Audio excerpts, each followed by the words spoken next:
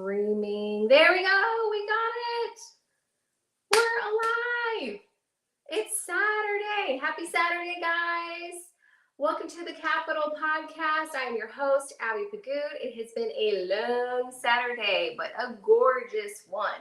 So, this is where we talk about all the things. We talk about the good things, the bad things, and the healthy things. So all the things in between that life brings. And today's subject is going to be life's natural form of cocaine, right? So new updates that I'm very excited to express to you guys is it's springtime. Everyone's starting to get out. They're starting to walk around. They're starting to play. They're starting to be active and all fun things. But what are they really starting to think about? They're starting to think about summer coming forward and swimming and being in beach body ready. So what better way to do that than to jumpstart it with a capital cleanse? It is basically a form of a detox to clean out that inflammation and actually reset your system and really get that jump start that you're looking for. You can find that on the www.capitalhealth.com. But more importantly, for those of you that are looking to get active and stay active and trying to figure out what we're doing, in celebration of springing into action and preparing for summer, I am taking 50% off of all of my focus programs on the website. So all the focus programs are designed for particular areas, specific needs that you are looking for. So if it's finer assets or legs for days or core blast or even your classic stretching programs or rehabilitative programs, they're on the website. There are 20 different programs and all of them are now 50% off for you guys until May 9th. So make sure that you go on and check it out because it's time to get our beach bodies on. So today we are going to talk about nature's natural form of cocaine. Okay, I put out a statement about a week ago asking what you guys would like to hear about, and with all of the hormone changes, jumping start metabolism, even like how to control cravings, a lot of those questions really circle around sugars. So today we are actually going to talk about sugars, which is really exciting. But before we jump into it, I want to make sure that you guys know about our capital partner for the month of April. Are we in April? We're in April. Is Be Infinite. So Be Infinite is an amazing company that helps small businesses like mine get up and running just with their website, marketing, even branding their company, creating logos. They are the ones that, other direction, look at, see that? Boom. They designed this beauty of the Capital Life podcast. They really go bar none all the way down, give you what you need, and they put a whole bunch of effort into it. And the funny story about them for this week, really, it kind of really showed how much they do is I got a phone call from a person that had some questions, and at first they were hesitant to call because they looked at my website and were so impressed. They thought I was a national chain. And my response is, excellent. Hopefully in time, I'm going to get there. But it's very awesome that Be Infinite has been able to provide me the look that I've been looking for to get me to that national edge and that look and that appeal. And they have provided that. So definitely visit their website, check them out. They are a bunch of great guys and they do fantastic work. So, no longer ado, the audience has spoken. People want to hear about sugar. So we're going to talk about sugar.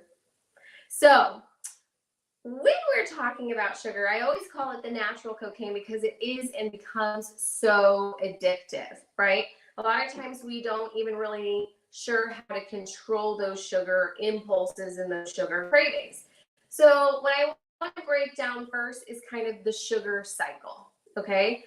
So when you consume sugar, and this could be a form of ate, a carb, because sugars kind of end up being a little bit more in the like carby zone. But sugars, when it comes into your system, it's just straight up glucose. Okay, it is right into the system. That's usually where you get the kids that get the like sugar crazy face and they just go berserk.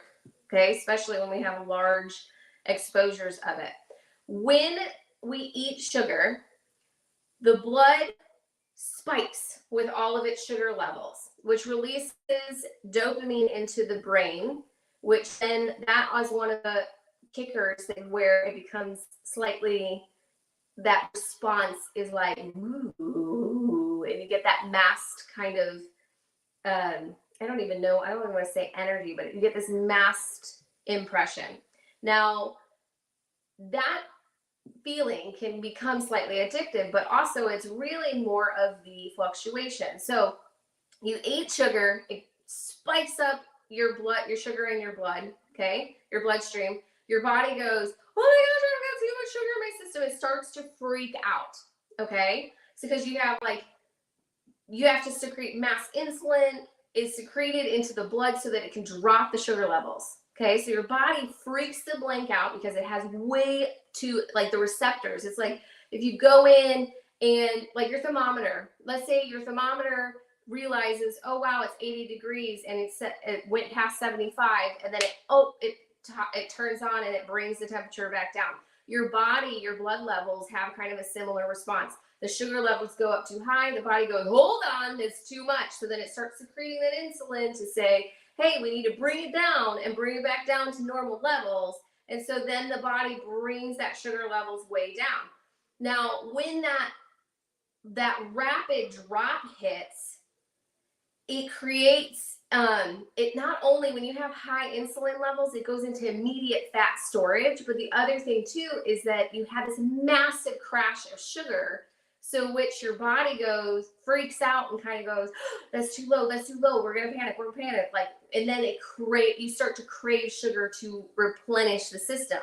So then your body goes through this massive impulse and it says, oh my God, I need more sugar. And then you go and you consume more sugar, and then it starts that perpetuating cycle. Okay, so do we understand how that fluctuation, that roller coaster ride keeps you in this perpetuating cycle of exposure of sugars? This is one of the reasons why sugar has so much control over us.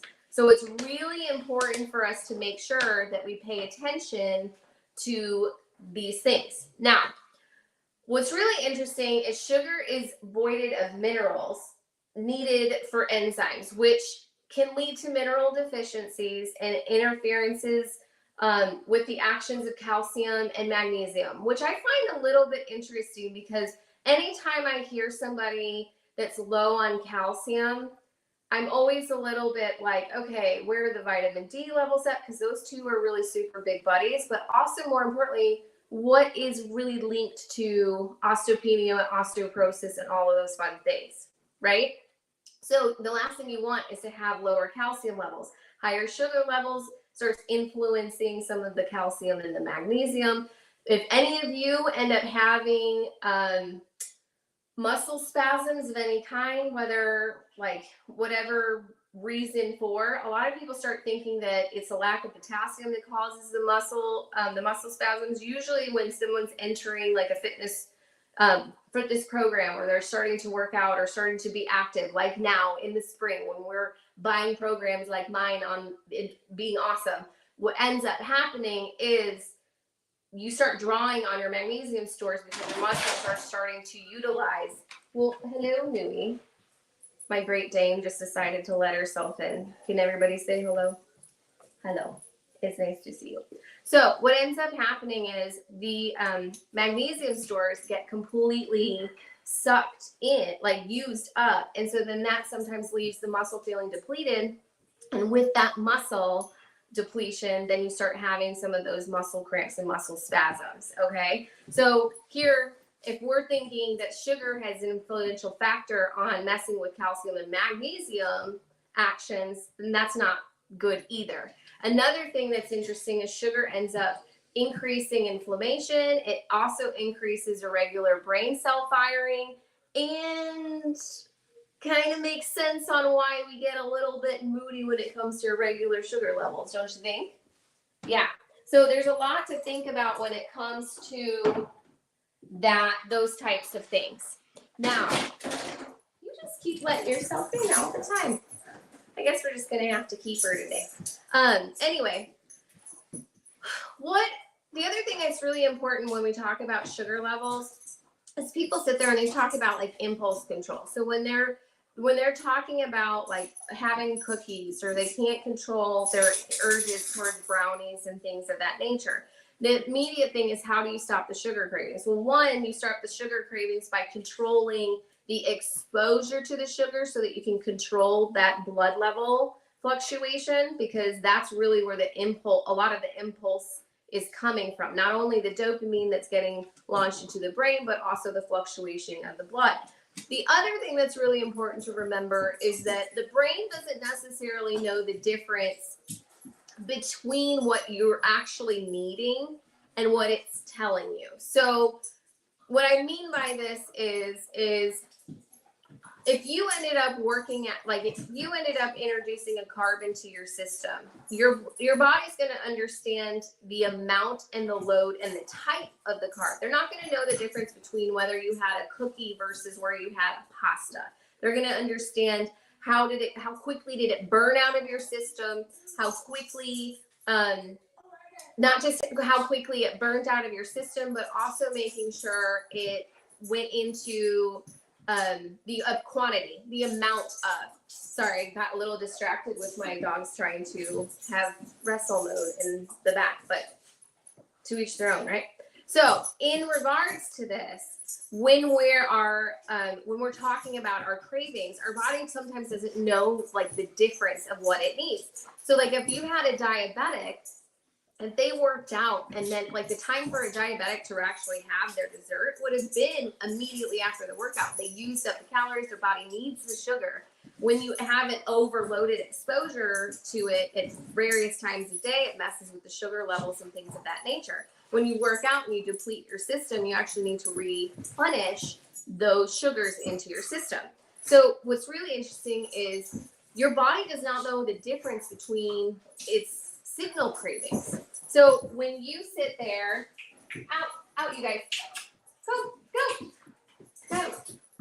out. Thank you so much for coming. Go.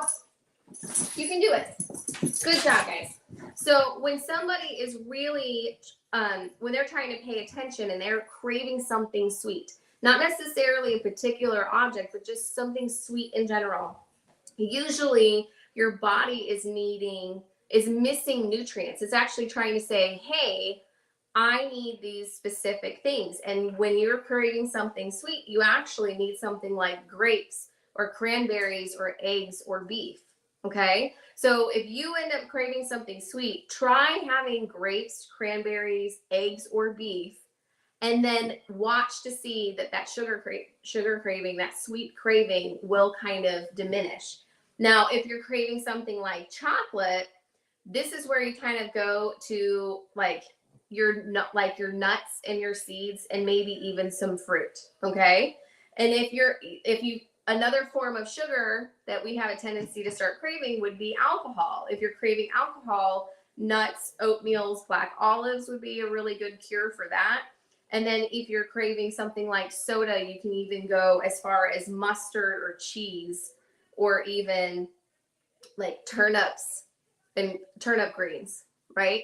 But like who naturally is like, oh, I want me a soda, and then they're going to go eat some turnip greens. Not likely to happen. However, if you're going to eat lunch and you know sesame can help curb that soda craving, maybe you put some sesame seeds into your salad or into whatever it is that you're consuming, right? Now, when we're talking about making sure that blood levels are being controlled, or at least at a steady playing field, okay, it's really important to know the requirements to which you need of sugar. So rule of thumb, usually the goal is 50 grams of sugar or less per day. What does that look like?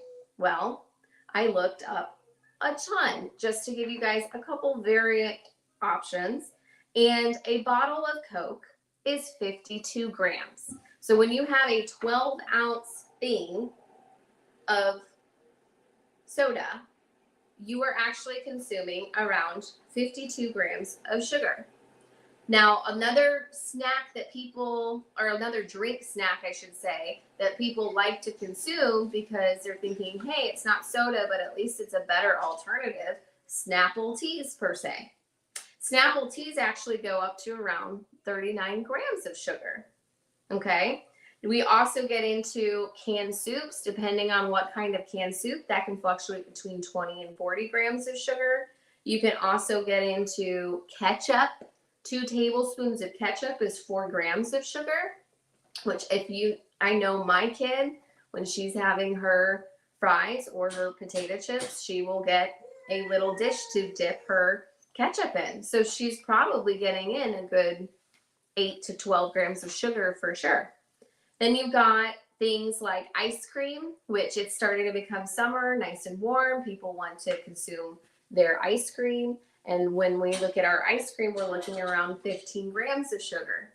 So if you really start paying attention to the ingredients, it's making sure not only are we having more of a controlled amount of sugar. I know that when I pay attention to my sugar levels, I don't have a strong reaction to sugars as I did 10 years ago because I keep my sugar levels on an even playing field, because I'm not overexposing myself to unnecessary sugars. So, oh, wait a second. Did I say unnecessary sugars? Does that mean that's a segue into the next subject? Oh, I think it is.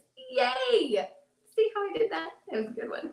Okay, so when we talk about sugar, what are the names for sugars? Well, I'm not going to sit here and list over 75 names for sugars because that would be absurd and it's kind of a waste of your time and mine. However, I guarantee you can find a picture of those things on the internet, on my website, or even on my Facebook account, and making sure that we are keeping track of.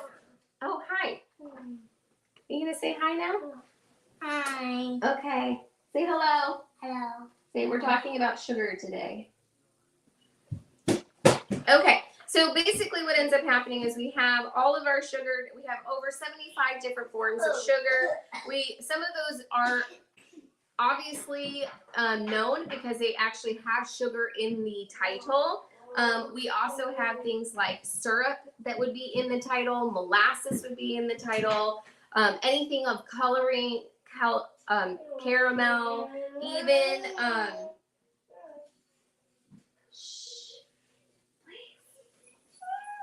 thank you. So basically when we even like have juices, like juice from concentrate, usually have a form of sugar in it as well. So it's really important to pay attention to these things. However, I like to pay attention primarily to a lot of the artificial sugars that are out there because some of those are the most important. Now, artificial sugars, all of us know what they are because they're the ones at the restaurant that are in their tiny little packets to which we can pick them and we pick them up. Now, the really cool thing about these sugars is that they come in little tiny packets.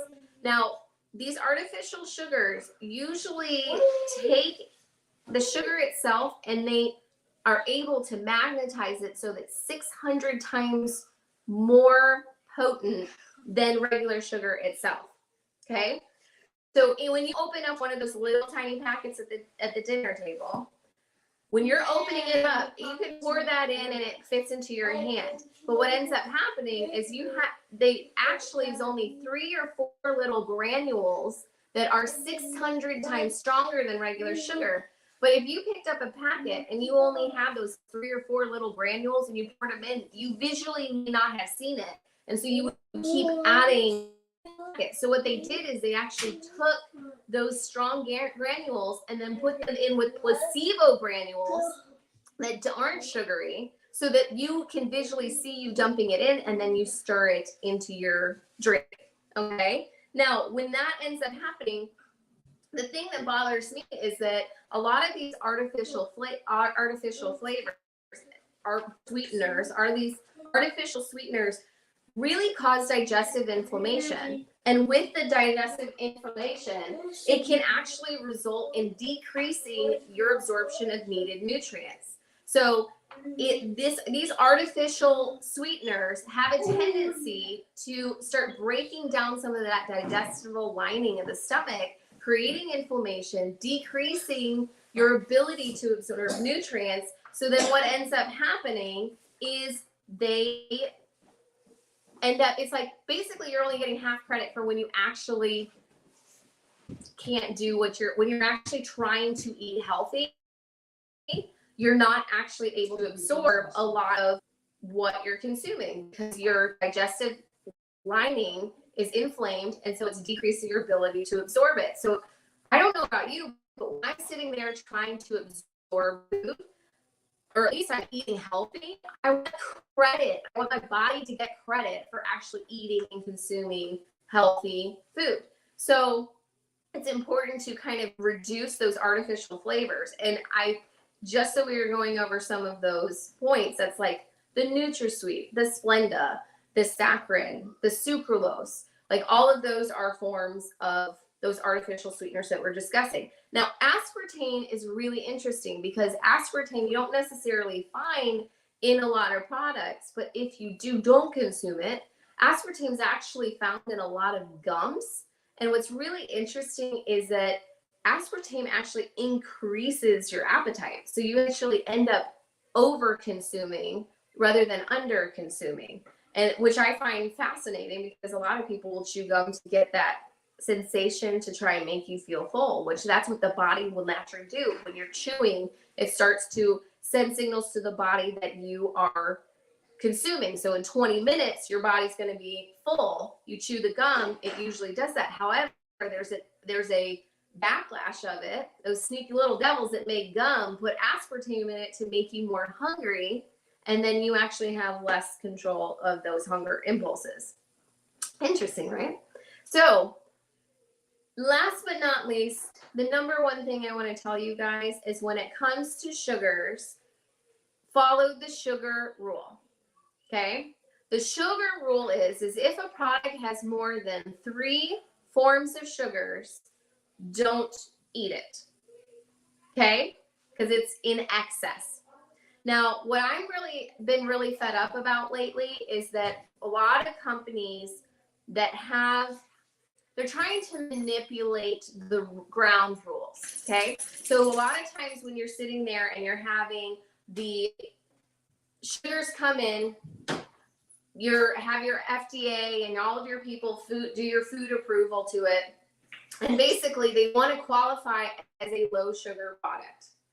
What ends up happening is if they can take different portions of various types of sugars and keep it within the underscore of which they're trying to do, then they can still market for a low sugar product or a less than like 1 sugar. Like it'll still say that.